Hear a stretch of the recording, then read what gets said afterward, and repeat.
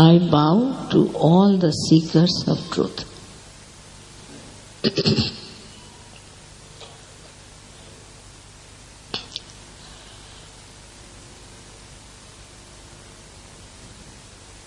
These days,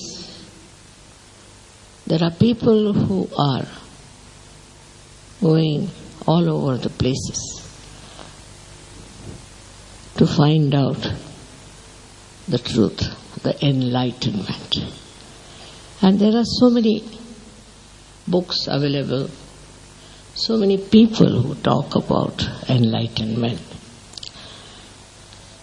And this is only in this special age, which I call as the blossom time, is happening.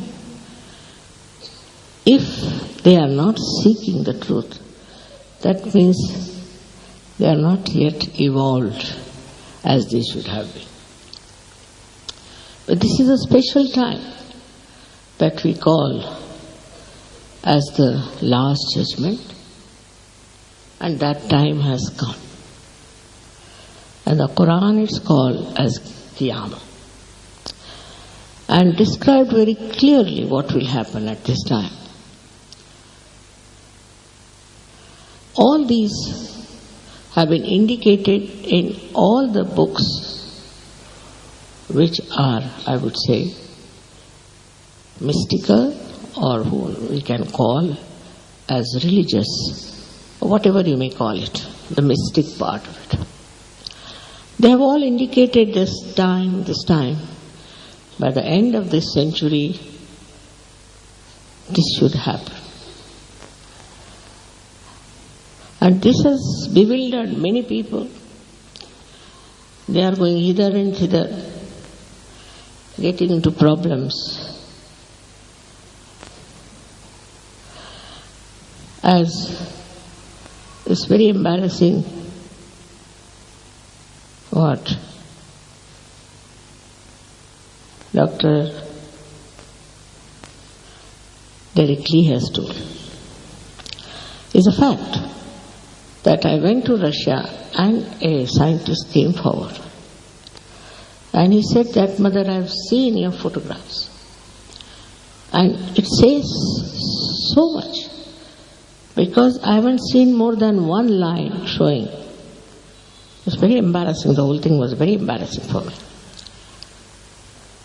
And he said, "I have proved it now through all equations and everything." And he showed me the book, which is in Russian language, and all mathematical calculations, that one has to go to a vacuum state, a physical vacuum state, for reality to be understood. It was, I think, too much of science in it. But whatever it is, all these ideas, say of Quran, of Bible, of other religious books, all the religious books from India, could be called as a myth, and they were treated as myths. Many people thought it was just a myth, and they said, "It's no use believing in all these things. This is no thing." And also, through these books, people have been misled to do wrong things. So the whole thing got challenged also in a way that is not practical, is not beneficial, is no good. But when it becomes a real experience, you may call it subject, you may call it anything, but when it becomes a real experience, then you start believing in it as reality. But if a scientist proves it, which is scientific knowledge, then I don't know what to say. Then it really becomes the fact. And when it becomes the fact, it becomes the science. Science can be challenged. First of all, science is amoral. It is not bothered as the science as it exists today. If They create atom bombs, they create other things destructive and use it for wrong purposes. There's no binding force on the scientist. They can do whatever they like.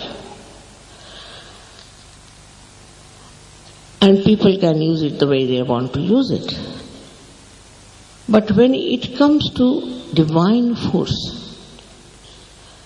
the science is perfect, I must tell you. You cannot challenge that science. You cannot. Everything that you know through the science of Sahaja, you can easily verify it. For example, firstly, it is said that your physical elements disappear. It's a fact. Without any money, without any fees or anything, just you get cured of your troubles. And when you get cured of your troubles, then you are amazed how through your own power you have been cured. But it happens. It has happened. You know, we have many doctors here.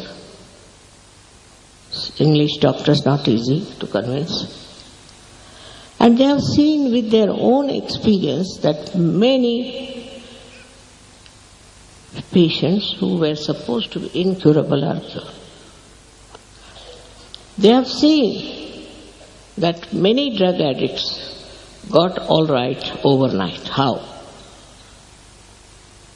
Without paying for it, without taking any medicine, just through their own power of Kundalini. Now this power of Kundalini was known all over the world, I think, because I find in their museums Kundalini drawn in the triangular bone, even in Sweden I saw. And I should say it's in Finland I saw. Then also I went to Ukraine in their museum. There are all pictures of these chakras and of the Kundalini. And in a far-fetched place like Bolivia, where we could not reach there even by air about, I think, 6 years back, you find the pictures of Kundalini. And Colombia, the ancient Colombia, had created statues in which Kundalini was the main thing. So somebody must have told them, or they might have known about it. But somebody went from Italy to Bolivia, and the Bolivian people said, we know all about it, yes, we know. But we don't know how to raise the Kundalini. And now there are, I think, 8,000-9,000 people in that far-fetched place of Bolivia who have got their realization. For which you don't have to pay is the main thing one should understand. It's like you don't pay for your breathing, you don't pay for your digestion. In the same way, for your ascent to a new life, last, we can say, the breakthrough of your evolution, for which you don't have to pay. As soon as you understand this point, you'll be amazed that you'll give up all nonsensical people who are marketing their things, selling their things. You see, it's something absurd. The absurdity to such a limit that you become blind and you don't know what they are doing, what they are up to, and don't want to listen to anybody who wants to tell you the truth. Now, if we have to see for our own ascent, as they say in Quran, Miraj. In Indian, this thing is called as self-realization, Atma Darshan, or you can call it Atma Sakshatkar. If you really want it, it's very easy and has to be easy because it is so vital. And when that works out, you actually experience it, and it can be tallied with the description of it. The trouble is we are so mental. We want to derive everything on a mental level. Now thank God this scientist has found out something for your mind to go round and round and round and reach the point. Because I think sometimes this mind, which is filled with all kinds of false ideas, sometimes slightly right ideas, or sometimes real ideas, they go on bombarding in your head. And this scientist has said that you have to go to the vacuum, which Jung has described as thoughtless awareness, to become thoughtless. When you become thoughtless, then you can see, feel reality. So what happens? How do we get thought? When we go to some place, we see something. Immediately we react. That's our habit. This can be also proved scientifically why we always react. Either we react towards it or we absorb it. So all the time our mind is working, and it is a wobbly mind.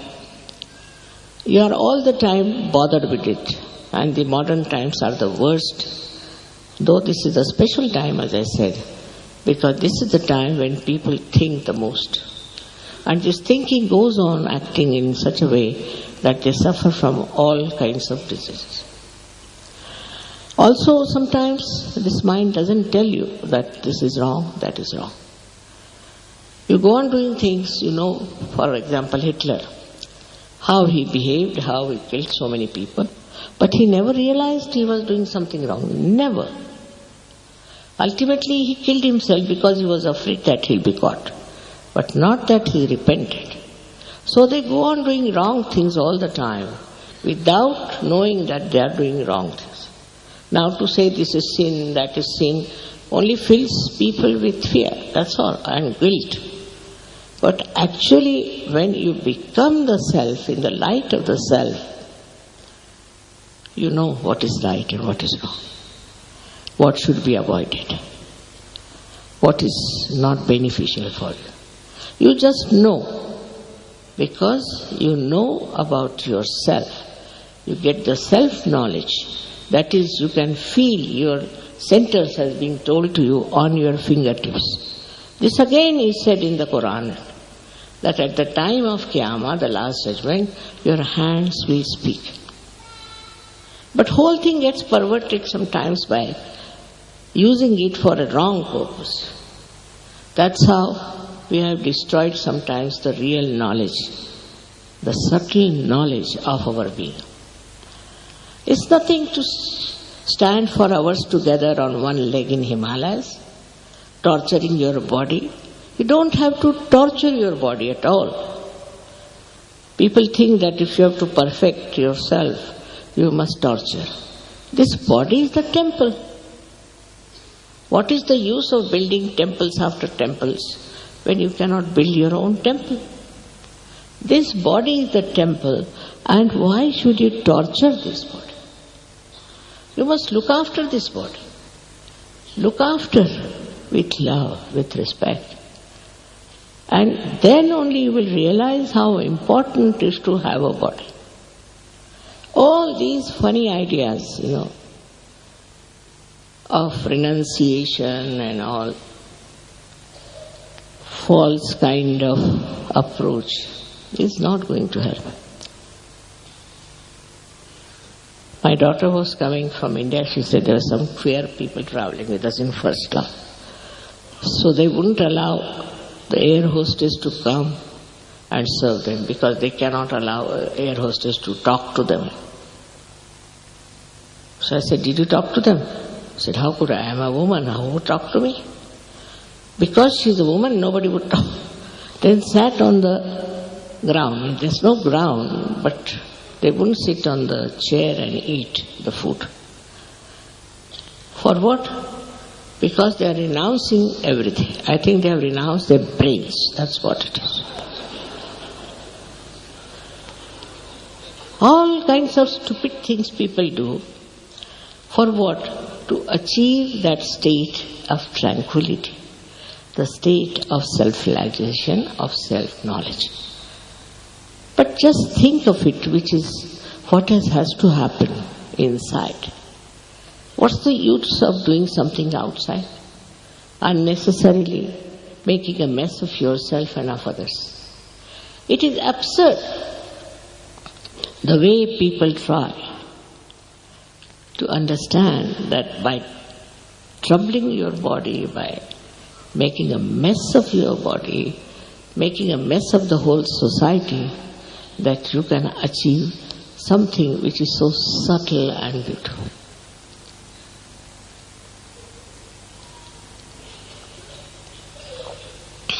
Now the scientists call this all-pervading power, which I say, of divine love, as cosmic energy. Now they may call it by any name. But it's nothing solid. It is love. It is love of God. And this divine love of God is an energy that runs the whole universe, universes of universes. Just see the miracle of life. All that is managed by this energy of divine love. But we have never felt it before. So we don't know what it is. But in every scripture it's written that there is the power of divine love. For example, in Sanskrit this is called Paramachaitanya or Brahmachaitanya. In every scripture it is being described, but for people it's some sort of a unknown thing. But now with science, if it can be proved that the whole universe is managed by this energy which thinks, which understands, which loves. For example, the same scientist came to see me to have an interview with me. They are smiling all the time. And he asked me very interesting questions. One of them he asked about a picture he had seen where, here in this hall, they were singing the song, Sitting in the Heart of the Universe. And all over me came heart, heart, heart, heart. Just like a doctor would draw the line of the heart. So many hearts drawn with the rays of light. And he asked, what is this, mother? How do they know that they are singing this song? I said, because I know, so they also know. Precisely how do they do things? Because they know. They know more than anyone can know. Not only that, but the way our genes and all those things are there is a very subtle thing, no doubt, but is all managed by this power of divine love. Please understand, there's nothing to fear, nothing to get upset, nothing to starve, nothing to climb Himalayas, nothing needed. This power loves you. And it is around you. Here it is. It is everywhere. And it pulsates. It vibrates. It creates everything. Also the scientist told me about Einstein, who said that all these ideas come to me not from within but from without.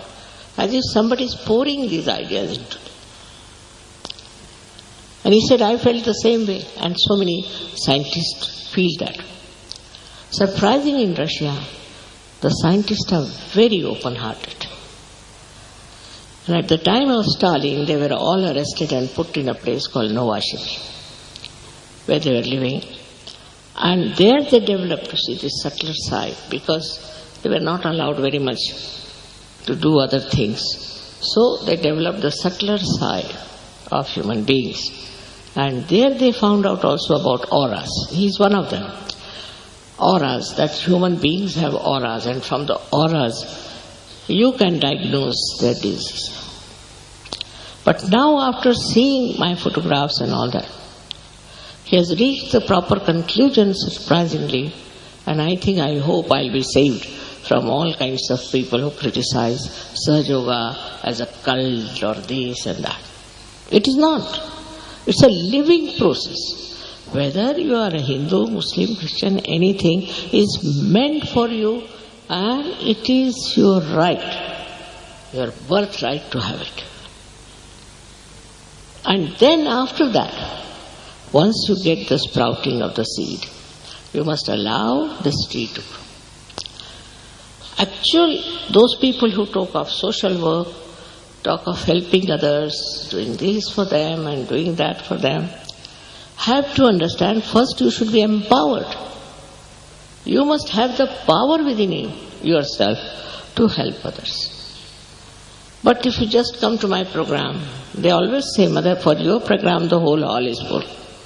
And then they start disappearing, especially in England. Very surprising. England is the heart of the universe.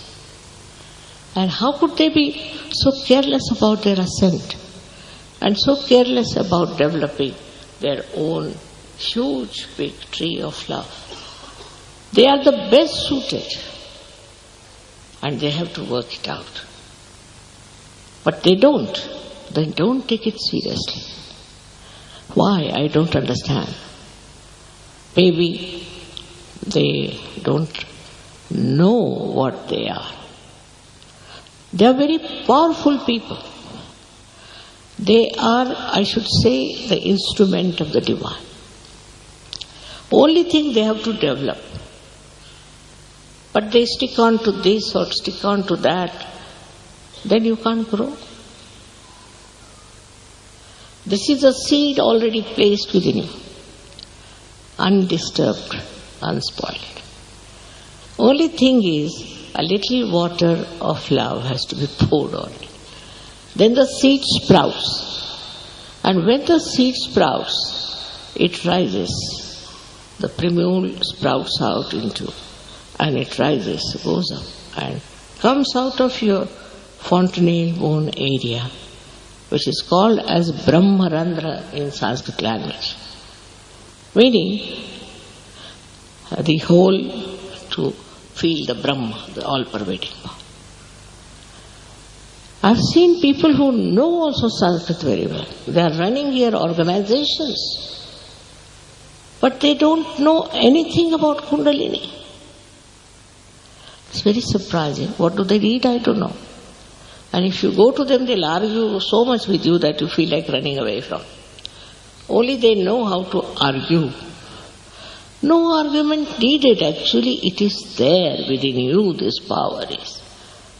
Do you argue with your stomach how to digest the food? And even if you do, will the stomach understand? It's as stupid as that to argue about something which is so spontaneous, which is a living process. It's a living process of your evolution. Now, by the way, how did we become human beings? Do we know? And how do we become a superhuman being? If there is a way, there's a method, you don't have to spend anything, but you have to grow. If you don't grow, it's useless, as Christ has described, that some seeds fell onto the land which was not fertile. Is it true? Are we living in a land which is not fertile for spirituality? Or we are running after some things which are elusive? Why should we run after elusive things? Here you get the experience, all right. After that, you must grow. If you grow, you can change this world. It's a global movement. Like in Russia, I would say there are millions in Russia. While in India too we have maybe millions. And also Austria, so many countries have got it. Italy, imagine. Their people have awakened, so why not in England? And the leaders of England are rather upset with the English. They think it doesn't work out, mother. I can't understand. Because this is the 7th time I am here. And 7th heavens you have to know. That you can know without any difficulties. Without paying anything. The whole knowledge is free. Is it? Because it is free you don't care? They have asked me to talk about it. Okay, otherwise, it's not worth talking about these things. Your country is such, it's like really the heart, and it circulates all over the world. All your newspapers, they may be useless, but they circulate. All your media, whatever they may publish, it circulates all over the world. We don't know about Americans, though it's supposed to be a very great country. We don't know about any other country so much as we know about England. How? Why? Monarchy is so many places, but we know everything about monarchy from England. Why? How? How do we manage? It's worth asking this question. There's something special about this country. I lived here for years. I worked hard. I went from north to south, east to west. Perhaps I left no city which I did not visit. But the situation is such that when they get realization, they are very happy, they start jumping, and after that they forget about it. It's a great responsibility on people of UK that they can do so much in spirituality. It's not something also so cheap that it can be sold. It's invaluable. It's invaluable. It's your right to get it. And also it's your sensibility that you should grow into it. For example, in England when I first came, I had to deal with the drug addicts. They were the first who came.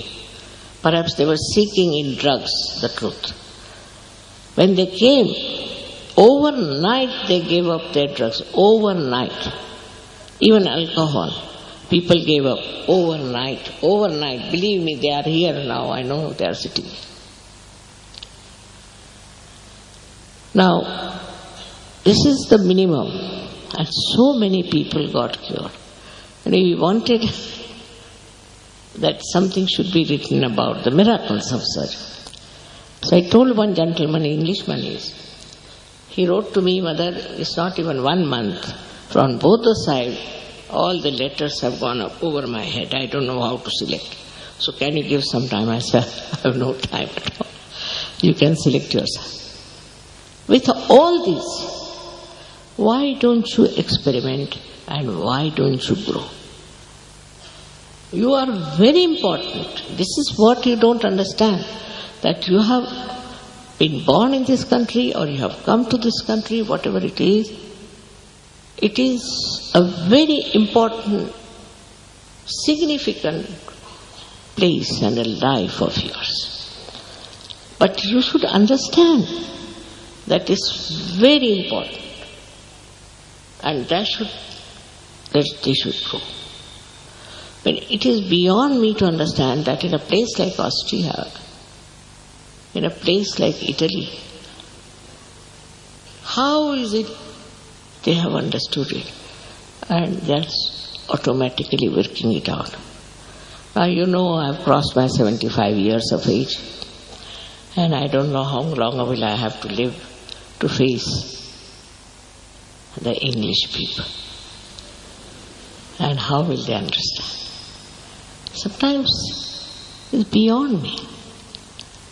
But now you will know that it is a science. And the scientists have said that they have seen the cosmic energy emitted out of my head. That's a fact. That Sir Yogis know. Sir Yogis know. They have felt it. They have got this experience. For them it's nothing new. not through science, but they have known it as an experience. Now for you, you are also very well educated people everywhere, you are respected very much. It is for you now to evaluate your own personality and understand why are you on this earth. What is the purpose? So many of you got realization last time, but you are nowhere. You have done nothing. You got your realization all right. Each person can give realization to thousands of people. If he gets out of his own, own ideas. And this can do such a lot of good to the whole world. Formerly in America, it was terrible because all kinds of funny people went there to make money. So they told me, if you don't ask for money, mother, in America nobody will come. They have to pay for it. Otherwise they don't value it. I said, but sorry, you cannot. How much? You tell me how much should I charge? How much do you charge for your mother's love? Then you tell me how much you charge. And then we can work it out. And it was surprising that it hit their heads. Now it's better. Same thing I have to request, that please find out, when you have this experience of Kundalini awakening, that you are a chosen person for a special work. For example, now this instrument, if it is not connected to the means, what is the identification? What is the purpose? That's why then people become hippies, they become these, then punks, because they have no identification. But the identification is only one, that you are the spirit. That's the truth. And it has to happen to you, that you are the spirit.